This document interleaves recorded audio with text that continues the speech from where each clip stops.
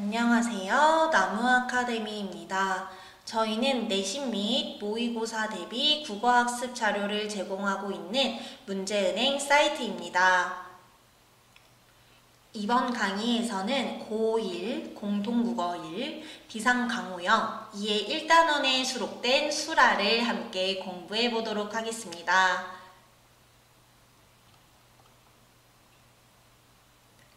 지문 분석에 들어가기 앞서 이 백석 시인의 특징을 정리해 두는 것이 중요한데요.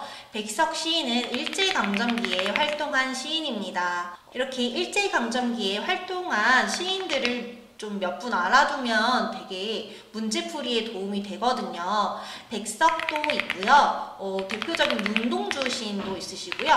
한용운 시인도 있어요. 그리고 또 유명한 분이 이육사 시인이 있죠. 네. 그렇기 때문에 이 일제강점기 시인들을 잘 정리해 두셨으면 좋겠습니다. 그러면 지문 분석을 보도록 할게요.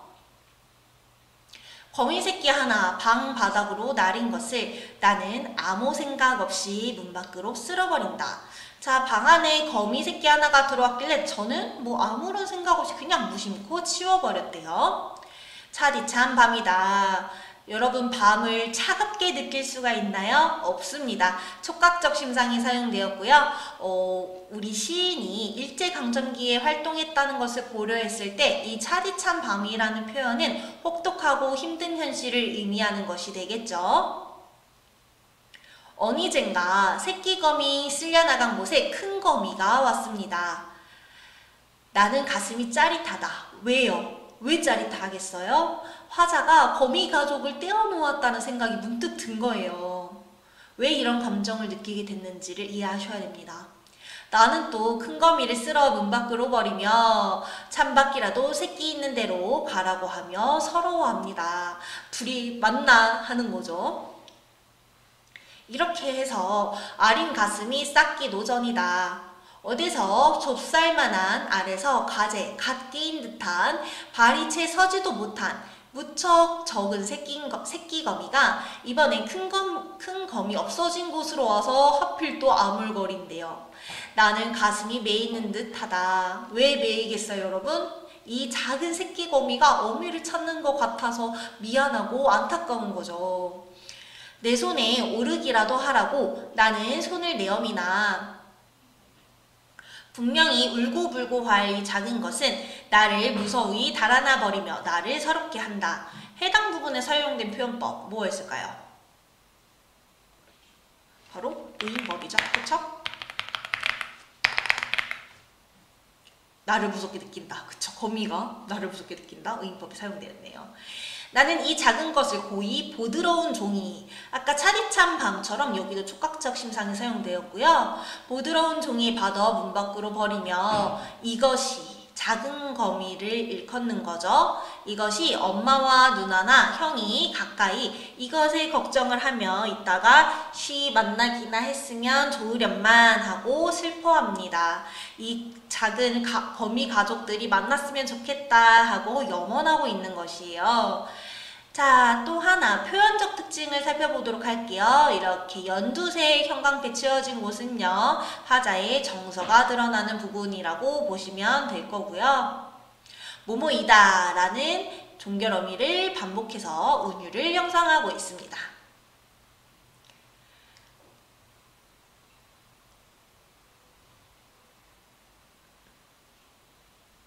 시대적 상황을 바탕으로 한 제목의 의미가 너무나 중요해서 함께 보도록 할게요. 이런 부분들이 바로 이런 감상을 물을 수도 있고, 시대적 상황을 고려한 감상을 물을 수도 있고요. 제목의 의미를 묻는 문제가 출제될 수도 있어요. 너무나 중요한 출제 포인트가 되겠습니다. 자, 헤어져 서로를 찾고 있는 거미 가족이라는 내용이 시에 드러났는데요. 이를 시대적 상황을 고려했을 때는 일제강점 상황에서 가족과 헤어지게 된 우리 민족이라고 이해해 볼 수도 있겠습니다. 또한 이 시의 제목인 수라는요, 전쟁이 끊이지 않는 세계에 머물며 싸우기를 좋아하는 존재를 의미하거나 시인은 일제의 수탈로 인해 가족 공동체가 흩어지게 된 이런 혼란스러운 상황을 수라에 빗대었구나 라고 해석을 해볼 수도 있겠습니다. 저희는 그러면 관련 문제를 몇 개 풀어보도록 하겠습니다. 기출문제를 풀어보면서 시에 대한 공부를 조금 더 해보도록 할게요. 1번 문제 풀어보도록 하겠습니다. 이 시의 표현상 특징으로 적절한 것은 시 갈래에서 표현상 특징을 묻는 문제는 반드시 맞추고 넘어가야 되겠죠. 학생 여러분들은 영상을 잠시 멈추시고 문제를 풀어보시기 바랍니다.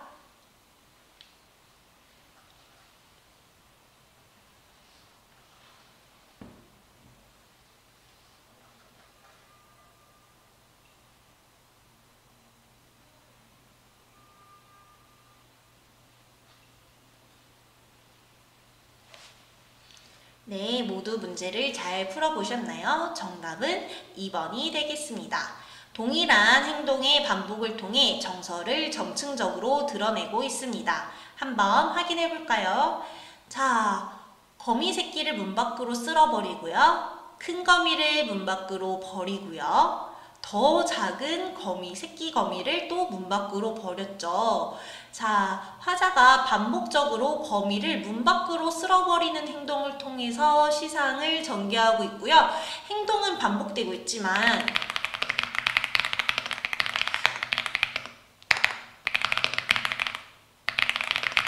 정서는 점층적으로 변한다는 것을 알 수 있습니다. 화자가 매번 버리는 행위는 동일한데요. 버릴 때마다 감정은 다르게 드러내고 있어요. 작품의 정서를 점층적으로 심화되고 있죠. 정서가.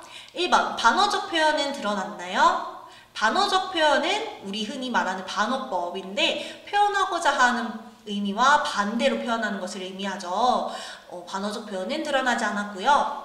3번, 명암의 대비를 통해 갈등을 부각한다. 자, 말 그대로 밝음과 어둠을 막 비교해서 갈등을 드러내고 있나요? 아니요, 확인할 수 없겠습니다.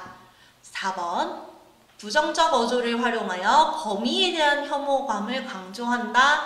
아니죠. 거미에 대해서 화자가 어떤 정서를 느끼고 있었죠, 여러분? 연민 그리고 슬픔을 느끼고 있었기 때문에요. 거미에 대한 혐오감을 드러낸다라는 표현은 적절하지 않겠습니다.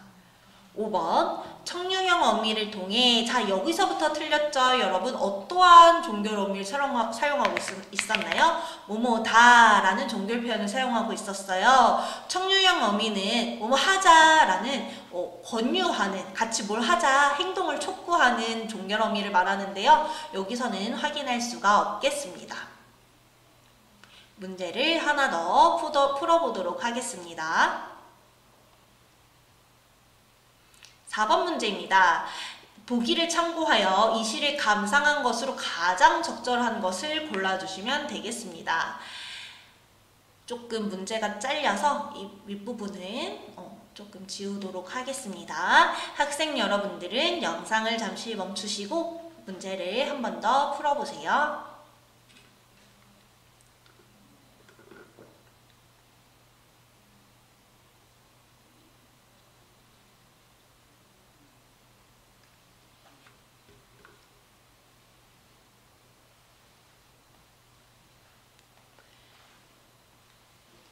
문제를 잘 풀어보셨나요? 정답은 3번입니다. 화자의 반복된 행동을 통해 아까 설명드렸죠. 가족 해체의 아픔과 이를 되돌리고 싶은 소망이 드러난다. 자, 정답 근거는 여기 있었고요. 일제강점기 우리 민족이 고통받던 시기. 여기서 우리 민족이 고통이라고 하면 가족 분열, 가족 해체도 포함이 되겠죠. 이를 되돌리고 싶은 소망, 가족끼리 만났으면 좋겠다. 이렇게 해석을 해볼 수가 있겠습니다. 나머지 오답인 선지도 살펴보도록 할게요. 거미가족의 재회, 거미가족 재회는 우리는 알 수 없습니다. 2번, 일제의 억압에 저항하려는 강한 의지가 거미를 보호하는 화자의 행동에서 나타난다. 거미를 보호한다기보다는 무심코 쓸어버리는 행동이 드러났었죠. 적극적 저항 의지도 드러나지 않았고요. 4번, 거미를 내보내는 과정에서 조국을 지키기 위한 투쟁 의지. 투쟁 의지가 드러난다기보다는 가족 공동체의 붕괴와 이에 대한 슬픔이 드러나고 있는 작품입니다. 5번, 자연 속에서 살아가는 거미를 통해 인간과 자연의 조화를 드러낸다. 인간과 자연의 조화는 나타나지 않습니다. 해당 강의에 대한 더 많은 문제는 저희 나무 아카데미를 확인해 주세요. 오늘도 영상 시청해 주셔서 감사합니다.